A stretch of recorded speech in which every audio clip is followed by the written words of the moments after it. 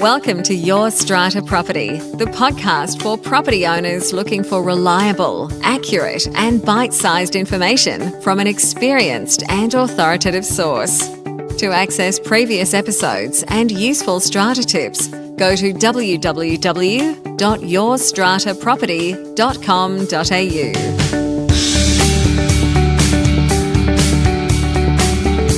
Hello and welcome. I'm Amanda Farmer and I have with me today Rena Van Alst. Hi, Rena. Hi, Amanda. How are you? I'm doing very well. I am enjoying our little Easter break that we have been having and school holidays. I do want to say at the outset, it is a Friday afternoon at the moment because that is when Rena and I have found time to record, which says a lot for our social lives, Rena. Anyway, but what I'm getting at is that my neighbours, who are a bunch of young men, are having a little gathering on their balcony, which is right next to my room where I do our recording. So if you hear some beats and maybe some loud voices and maybe some cheering, no, I do not have a nightclub in my home. It is just Friday afternoon, and these are the sounds of strata. Funny you should say that, Amanda, because I was actually going to get a glass of wine and I thought it's been a really long week. I should have a glass of wine while I'm talking to you on the podcast, but I wasn't sure if that would be appropriate. Hey, why not? Why not? The ideas will be free-flowing, very creative. Exactly. I will not stop you, Rena. No problem. Why should the neighbours have all the fun? Exactly. Now that you tell me that.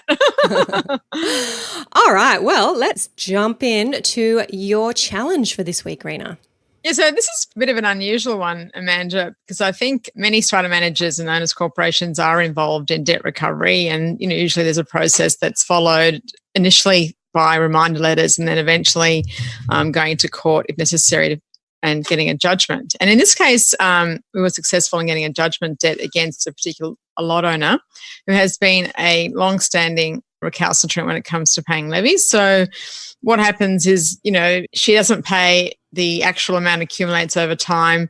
And then when it comes to that final step, just before just after judgment has been entered and the judgment's going to be enforced, then she pays the money. And this is a very regular cyclical event that's been occurring for many, many years. And apparently what I've heard is that she also does this with other bills like Sydney Water and, they're coming into the apartment. And so we're not the only debtor that has this experience. Right. So in this particular case, the judgment debt was obtained and they paid the amount and a bit extra, actually. They paid a bit more than that because they obviously owe a lot more than that amount. That was just an amount up to a certain point in time. Mm-hmm. But the email has been received from that owner and she said, well, I just want you to allocate the payment that I'm making only to levies. Now, we have outstanding interest that's been incurred over the course of the period where the payment hasn't been made. And we also have some legal expenses, Amanda, which are very reasonable in terms of, the amount of work that was done to obtain that judgment debt. So my question to you is, what do we do when an owner comes and says, well, I don't want you to allocate it to anything else but levies, when we have successfully obtained a judgment debt and obviously interest has been incurred and that's a statutory amount, and I know that expenses must be reasonable, as I think we've had this conversation previously. So what do we do in that case, Amanda? Yeah, I have definitely seen this happen before in situations exactly as you outlined. It is incredibly frustrating for the scheme because they will often be put to expense taking steps to enforce a judgment which will, as you say, be paid at the 11th hour, and then those expenses are not going to be recoverable. In a situation where the owner has, I imagine it's an email or a letter where they've enclosed a check or said, I've deposited money to your account and you must only allocate it as I direct, then in my opinion, you must only allocate it as they direct. If they are giving you an express instruction that this payment is only for levies and is not for interest and is not for any other expenses, or perhaps that this payment is only for these levies for this particular period and they nominate the period, then you must follow that instruction. Now, in a situation where you have a judgment debt, so the local court, for example, has decided this is the amount that's due and owing and there is a judgment issued which the lot owner must comply with, that judgment is probably, I would say, well, almost always going to include an amount for expenses. So there's going to be the costs of filing the statement of claim. There's going to be probably strata management costs wrapped up in there for issuing notices. There's going to be lawyers' costs if you have engaged one for doing the work to file the statement of claim and maybe send letters. Generally, as lawyers, we're wrapping all of that up in our application to the local court for an order that an owner pay these levies. So even if you have a judgment debt and you've got a lot owner saying only allocate this to levies, in my view, you can't even allocate that to the expenses part of the judgment debt because they are not levies, they are expenses. So you have to be very careful about that. What I would do in that circumstance, particularly where you have a judgment debt, is to write to the owner to say, as you should be aware, there is a judgment against you for unpaid levies, which includes interest and expenses. It is in this amount, say it's $20,000. You have paid us $25,000. We seek your consent to allocate $20,000 to clear the judgment debt, which covers levies up to this date and these expenses and this amount of interest. And then we will allocate the remaining $5,000 to the last 2 quarters levies or whatever it is that's outstanding. And then that owner responds and says yes, or they say no, and then you go on to have an argument about that if you need to. Generally, in buildings that have strata managers and that are recovering these types of levies, you will be represented by a lawyer. So always go back to that lawyer and seek their advice as to what should happen in the specific circumstance. But those are my thoughts in that situation. Yeah, so, I mean, we've had instructions, Amanda, from, say, numerous lot owners where there's been sort of either a dispute or in one particular case that I'm dealing with at the moment, they don't believe that the opening balances were correct and they had made a payment. So we've actually gone back to the auditor who did the audit at the time because we don't even have all the books and records for that time period. So I can't even check the bank statements to even say, yes, there was a payment, but it was allocated to a different lot. So that I understand, but yeah, I'm a bit perplexed when an owner who has a statutory obligation to pay levies and interest, and I can understand perhaps expenses, they may want to fight about them, but obviously they have to be deemed to be reasonably incurred, and I'm sure that's a different argument. But what you're saying is you cannot allocate those amounts to anything except for levies, and obviously seek the advice of the lawyer and then see what happens after that. If they refuse to agree, then I suppose it's a different argument. Yeah, that's right. And just to be clear, if the owner just pays and says nothing, then allocate it, to the latest outstanding, which I think is what strata managers generally do. They just allocate payments to whatever the earliest debt is and follow on from that, and that may include interest and expenses as well. But where there is an express instruction for money to be used in a certain way, then you do need to follow that instruction. That's not to say you can't go back and say, hey, in case you didn't know, you might as well clear the judgment debt because we're about to go and file bankruptcy proceedings or whatever it is. But yes, it's important not to act contrary to those instructions. Yeah. I suppose the other issue is that the Owners Corporation obviously hasn't had the benefit of that cash for some time, and also it has paid those expenses to recover the levy. So I suppose it's one of those things that you're saying has to be dealt with at a future time. Yeah. If that person says, no, you don't have my consent to allocate it to expenses, but only maybe just interest, and I agree perhaps to interest amount, and then the Owners Corporation's already incurred those costs and it's already been out of pocket. So, I mean, I don't know if you're going to have another legal argument about the costs. Yeah. Well, what would happen is if your judgment debt included expenses and this owner is saying, I only want the component of the judgment that contains levies to be paid, well, they're going to have a partially paid judgment. So this part of the judgment will still be owing, and then the Owners Corporation is free to go ahead and enforce that unpaid part of the judgment. Okay, that's an interesting... That's the situation. Well, yeah, that's good. And maybe explaining that to the lot owner will get some traction. So to say, you got a $20,000 judgment debt, you've told me you only want us to pay $15,000 of that because that's the levies component. We'll do that, but we'll still have $5,000 and you will be issued with a garnishee order, an examination notice. You'll still be in litigation with us, so that's not going to help you. Yeah, that's a great idea. Actually, I like that idea, Amanda. That's good. Yes, just forming that one on the run here. That sounds good to me too. Yeah. All right, so let us know how you go with that one. Yeah, I will actually keep all our listeners posted on that one. Thank you. My challenge for this week, this is a question from a follower on our Facebook page. If you haven't headed across to find the Your Strata Property Facebook page, make sure you do that. Lots of fun happening over there. And it's a question, Rena, about building insurance. And I am not sure that we've really got into this on the podcast. We have been doing this for about 3 years now, and I don't think we've had a detailed discussion about the requirements for strata building insurance under our Act. And this message on the Facebook page was, please, Rena and Amanda, cover off what is required for building insurance. And the specific question, which we can probably deal with pretty promptly from this person, was that they'd like to know how much their individual unit is insured for. And if they don't think it's enough, then how do they get extra coverage? Interesting question, because I think I had the same conversation today with a prospective company title building actually that have asked me to provide a proposal.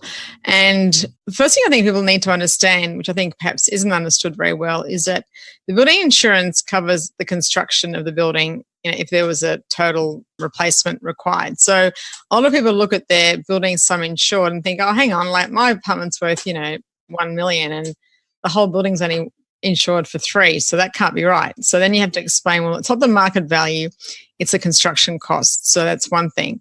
And only a valuation can really provide certainty in order for the Owners Corporation to really know whether the cost that they're insured for is actually accurate at the time, because obviously there's an escalation clause sometimes in some of the valuations, because if you only value at today's date and then in for 3 years you don't value the building amount, well, obviously the building costs do change over time. They might go up or they might go down. They might stay the same. So it's based on building activity and building costs. So that's one thing.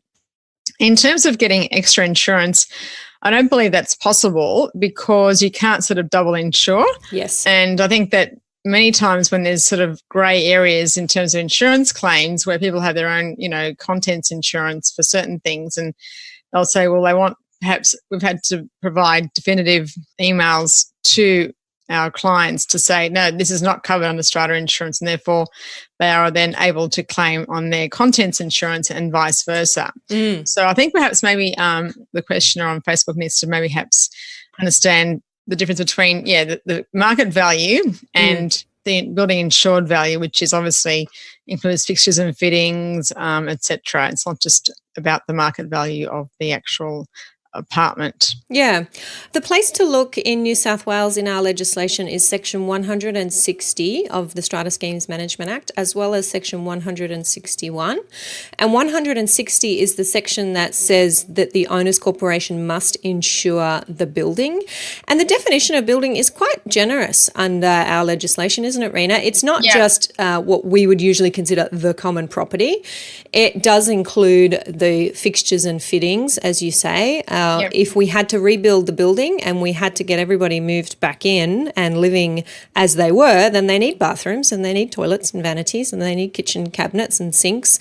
So the Owners Corporation's building insurance does cover all of those things.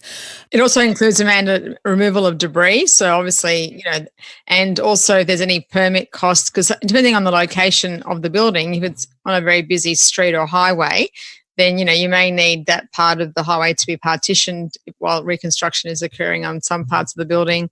And it also allows for the remuneration of architects and other persons whose services are necessary to basically assist with the rebuilding and the replacement, repair or restoration. So yep, that is it. So that's all in Section 161.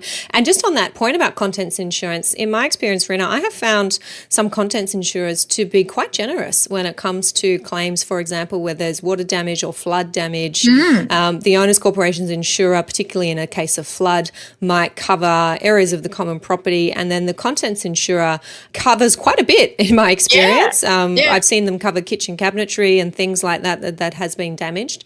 So do always make sure that you've got contents insurance, and in a case of some catastrophic damage, make sure you're talking to both the Owners Corporation and their insurer as well as your contents insurer. I mean, I think, Amanda, just to point out in what you said about the generosity of contents insurers is that, let's say there's a fire in your apartment, for example, or a flood and the kitchen basically has to be rebuilt.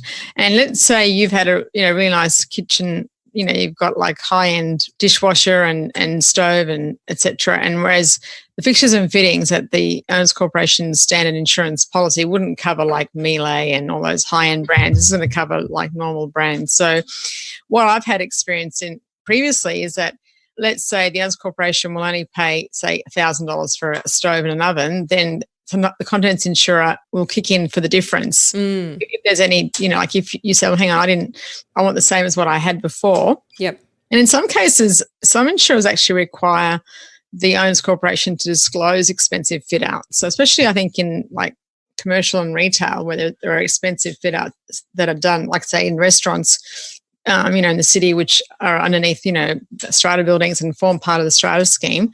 Normally those have to be disclosed because obviously the standard policy is not going to cover expensive restaurant fit out. So, yep, indeed. Yeah. Thank you. Very interesting topic, and no doubt there'll be some more questions arising from that. Another little tip is to make sure you do keep your building valuation up to date. I have seen a few buildings who forget to get updated valuations over time, and we don't want the building to burn down with a 10-year-old valuation and to be underinsured. Well, now, Amanda, with the new legislation, there's actually no requirement.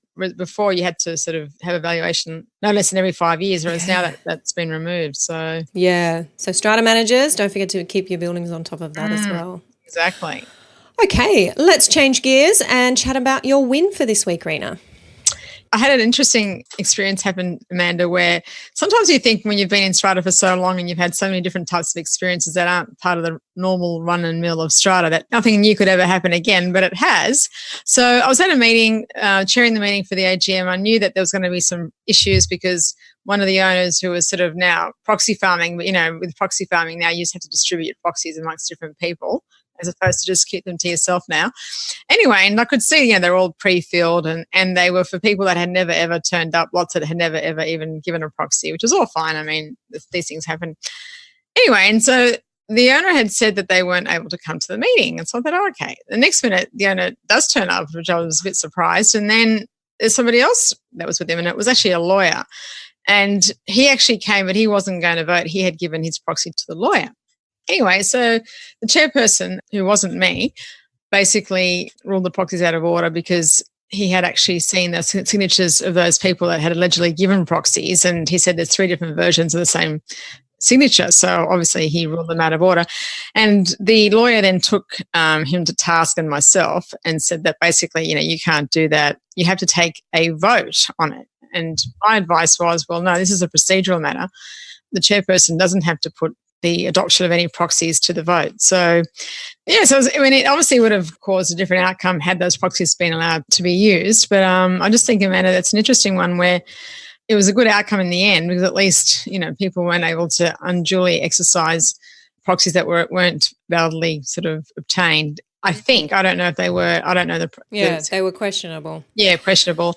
And, but I think it's interesting for strata managers to perhaps understand that if someone is challenging you or the chairperson in relation to the validity of proxies, then this is not actually something that needs a vote. It's a procedural matter and the chairperson has that authority. Yeah, I agree with that. So this lawyer was saying in order to declare a proxy invalid, the meeting needs to go to a vote. Yeah. I've never and I even said to him, I said, with all due respect, you don't seem to know very much about strata. And he said, yeah, I don't. I wasn't a strata lawyer.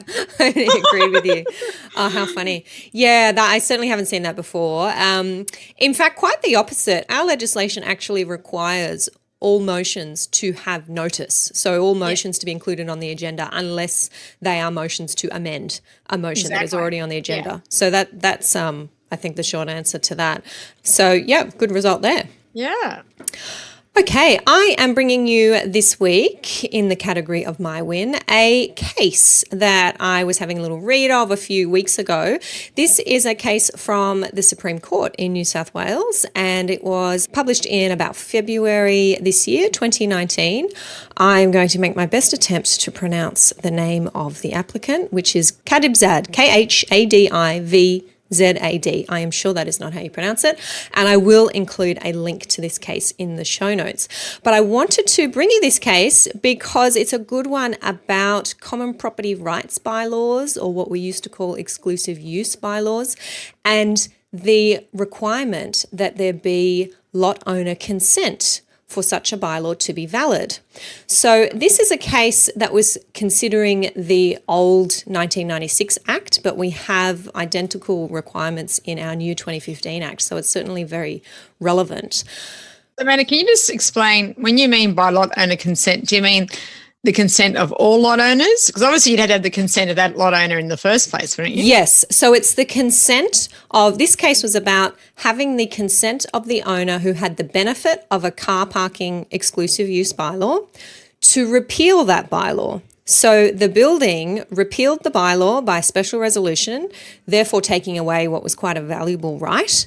And the lot owner said, I never consented to this. Now, the really interesting thing about this case is this all happened in 1999. Oh, so that's geez. 20 years ago. 20 years ago, this happened. The applicant in this case had actually purchased the lot around that time, around the same time, 1999 or early 2000, when this bylaw was repealed. They have somewhere along the lines become aware that this has happened and that there was no consent either from them or from the former lot owner. And they have engaged a lawyer to argue what was very much a legalistic case. So not about the facts, everybody agreed on the facts. It was about whether the bylaw could have been validly repealed without the consent of the lot owner. And the applicant took the position, well, the legislation says that you need the consent of the owner who's got the benefit of the bylaw if you're going to be removing that right. We never consented. There's no evidence of the owners before us consenting. The owners corporation agrees there was no consent. So court, what do you say about this? And the court ended up pointing to the section of the legislation, which is now section 143, subsection 4, which says after 2 years from the making of a common property rights bylaw, it is conclusively presumed that all conditions and preliminary steps precedent to the making of the bylaw were complied with and performed. So the court said that is a very clear statement that after 2 years, we just assume that consent was provided and you cannot challenge the validity of the bylaw on the grounds that there was some procedural defect like lack of written consent. Jeez. Now, there is an earlier case, which is the case of James, where the Supreme Court said something very similar, but it wasn't binding in that case. It wasn't relevant to the decision in question in that case. But the Supreme Court back then said the same thing.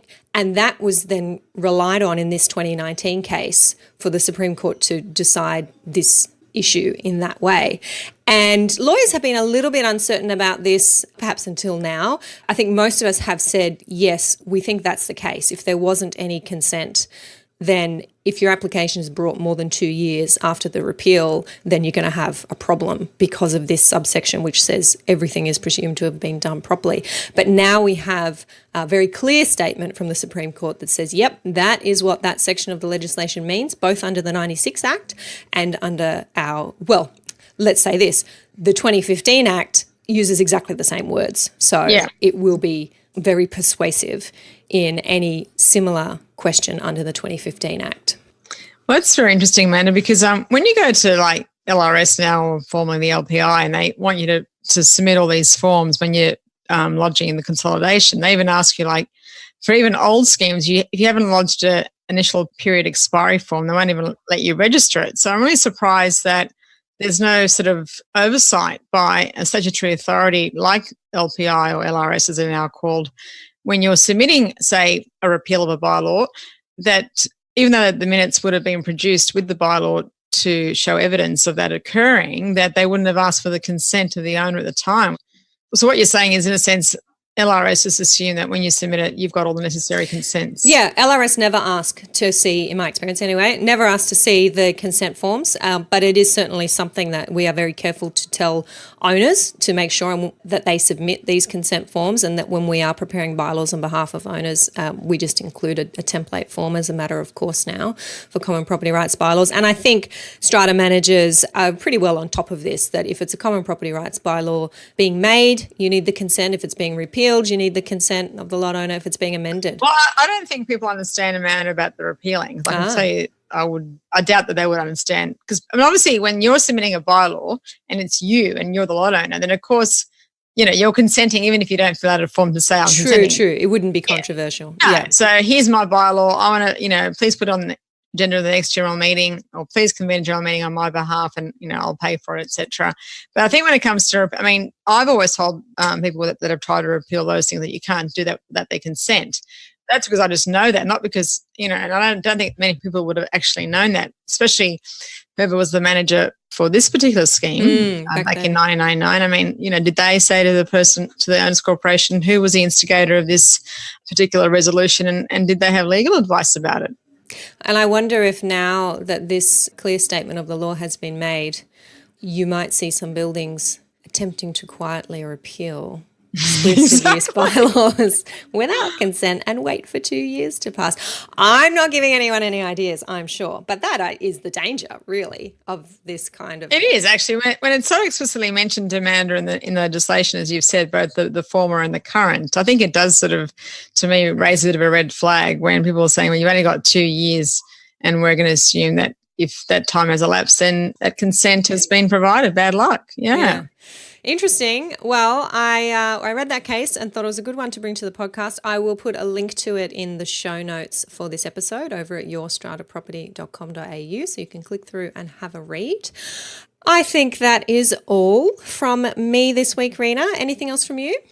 All good, Amanda. That is it. You're welcome to come over and join my nightclub that I have going on over here.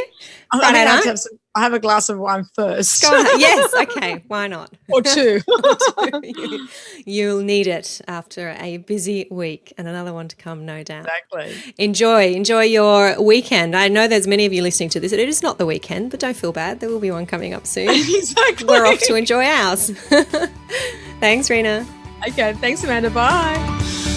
Thank you for listening to Your Strata Property, the podcast which consistently delivers to property owners reliable and accurate information about their strata property. You can access all the information below this episode via the show notes at www.yourstrataproperty.com.au. You can also ask questions in the comments section, which Amanda will answer in her upcoming episodes. How can Amanda help you today?